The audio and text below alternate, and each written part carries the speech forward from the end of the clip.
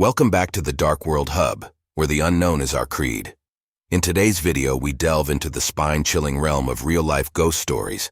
Prepare yourself for a journey into the eerie and unexplored as we recount stories that turned skepticals into believers and made believers more curious.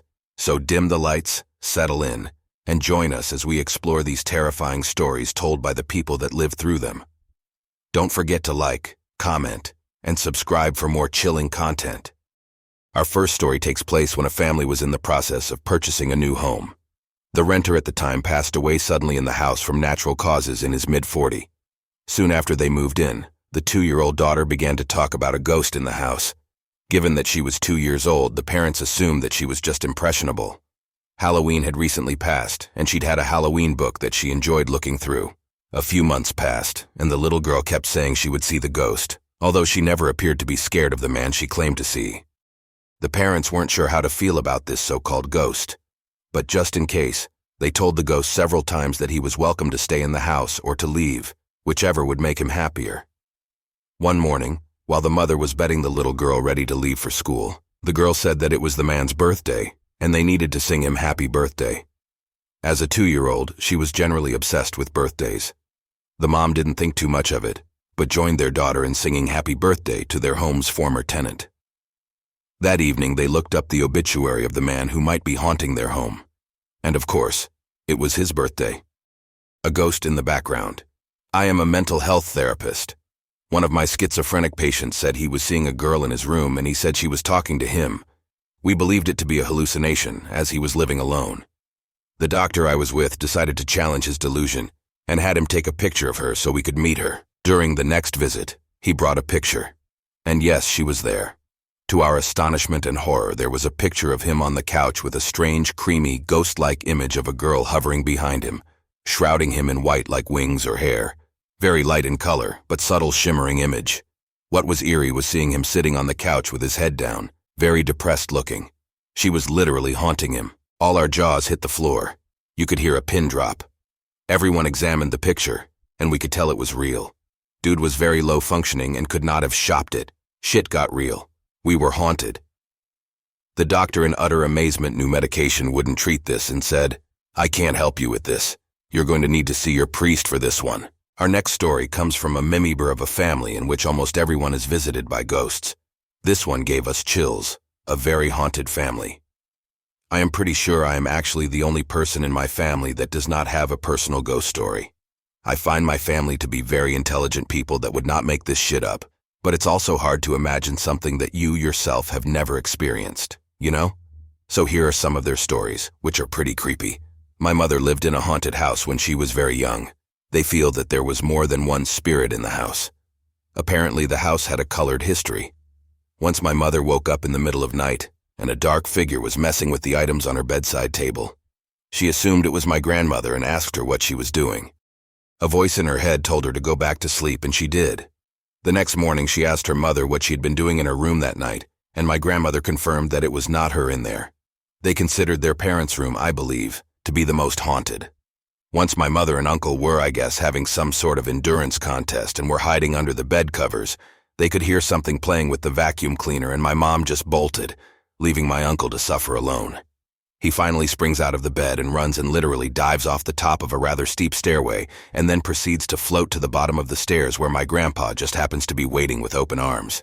They all swear there is no way he would have been able to jump all those steps. Another time, my mom was kind of a tomboy and was outside getting beat up by some neighborhood boys, and she looked up at her house and could see what she believed was my grandpa just sitting in his study window watching, and she couldn't figure out why he wasn't helping her.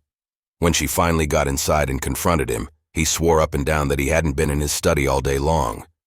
Apparently, they had babysitters that would run out of the house in the middle of the night because of scary things that happened. In later years, when I was about 10 or so, my mom worked at a local restaurant after closing, cleaning the place up. It was always rumored that the place was haunted, and she had so many scary experiences that she eventually wouldn't even go alone. So my stepfather started going with her and experienced some of the craziness himself.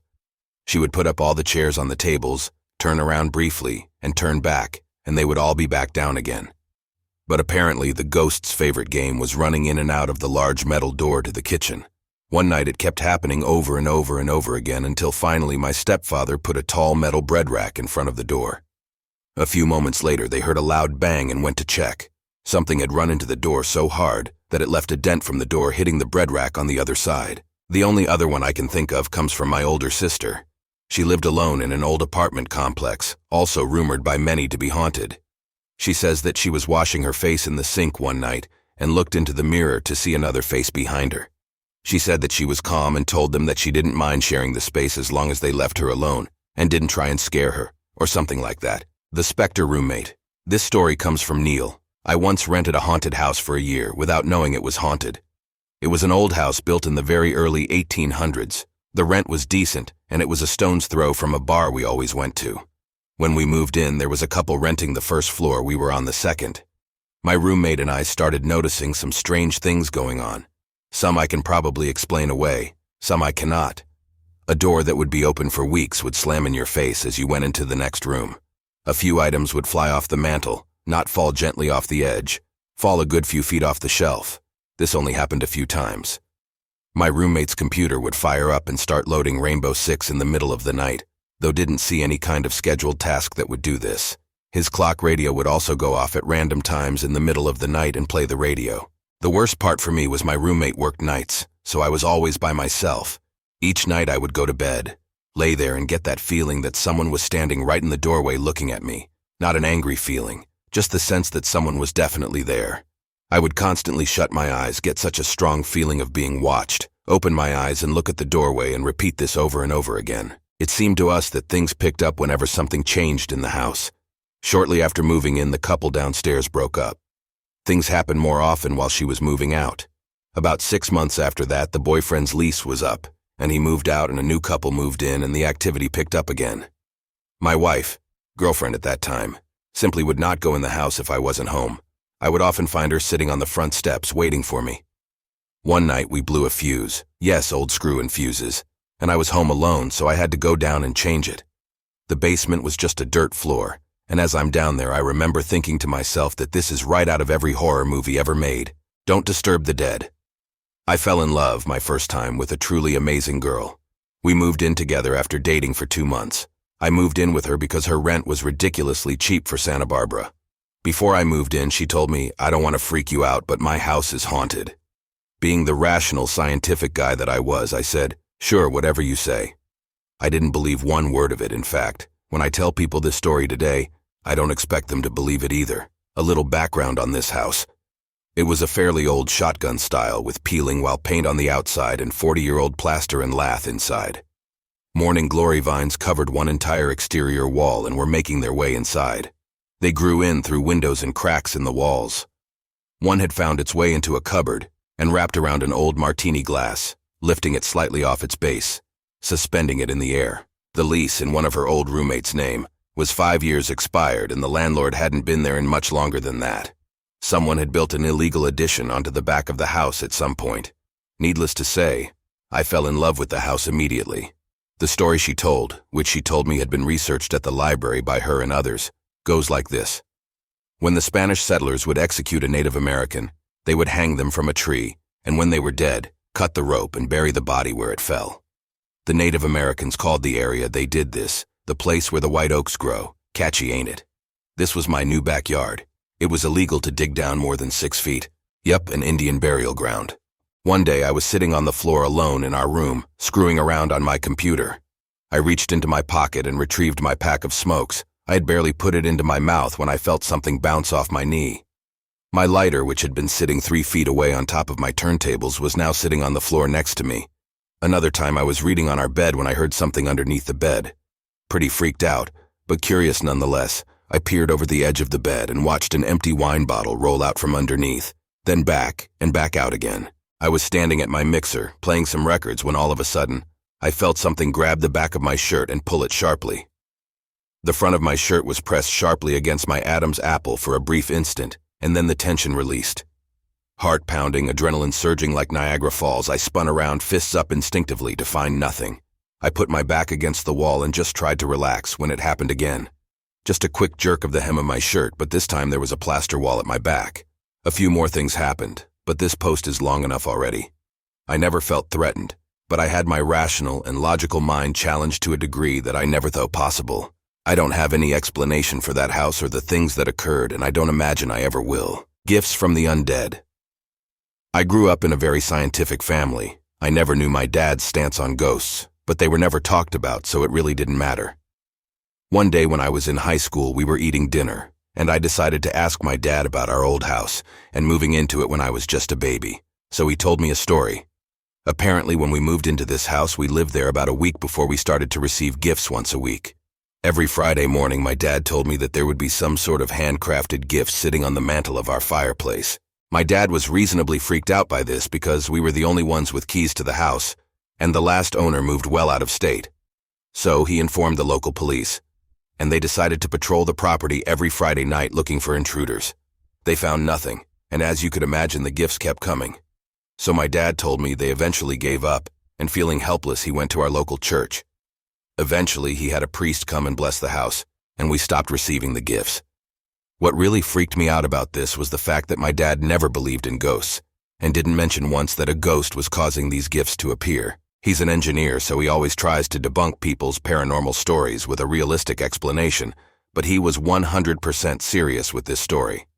One of the gifts we received, we actually still have. It's a wooden sled with a small painting of a man, presumably my dad, pulling me and my sister on the sled. We received this gift about 8 months, a year before my mother passed away from cancer, so that made the painting on the sled very freaky in hindsight. My dad only told me this story once, and he denied he ever told me it when I asked him about it recently. A loving soul. Once when I was in university, I went to go see my therapist, whom I had been seeing twice a week for about 5 months. On this day, he was uncharacteristically quiet, and I asked him if he was all right. He said he was fine, and we continued through what would be one of our most breakthrough sessions. A lot of repressed memories came up through it that have helped me to heal. At the end of the session, I asked him why he was acting differently today than other days. He said when I walked in, I was accompanied by a warrior-like person. He said he had the overwhelming feeling to perform as best he professionally could that day, and that he got the sense this warrior had fought a lot of battles to protect me. This would seem coincidental, except for 10 years later I was living on the other side of the world. I had a Puerto Rican neighbor I would see occasionally, and eventually got pretty close with him and his family. One day as I was walking by, he kind of gets quiet and weird, and then says in broken English, "Do you know there is a soldier who follows you around?"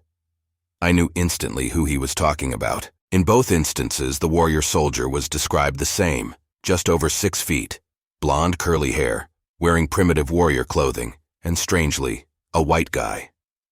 Neither of these people could have known that my closest brother, who passed away at 14, was over 6 feet tall with blonde curly hair, and always was my protector. For our last story, we left a ghost that haunted a family for over 40 years. A new home. We moved to our new house in 1970 when I was 5. The weirdness started pretty much straight away.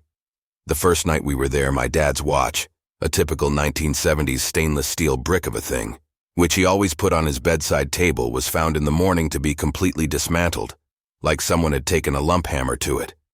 Even the main spring had been stretched out, all 18 inches from my sleeping dad's head. Over the next 40 years, we have had all kinds of weirdness, from sudden temperature drops and cold spots, which moved. I regularly had to move my bed around every month or so, which were so extreme, I can remember my breath condensing in June.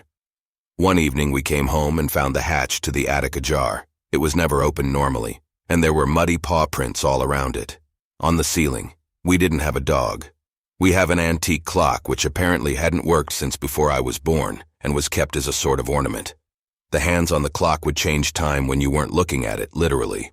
It would be on, say, 6:45. You would look away, then look back, and it would be 3:30. I remember a perfect circle of thunderflies on the ceiling over my bed which just sort of evaporated, and we were forever hearing people or furniture moving around in rooms we knew were empty. I was 5 when we moved there and the oldest of 3 kids. Although none of us would ever sleep with the light off, I don't ever remember being scared.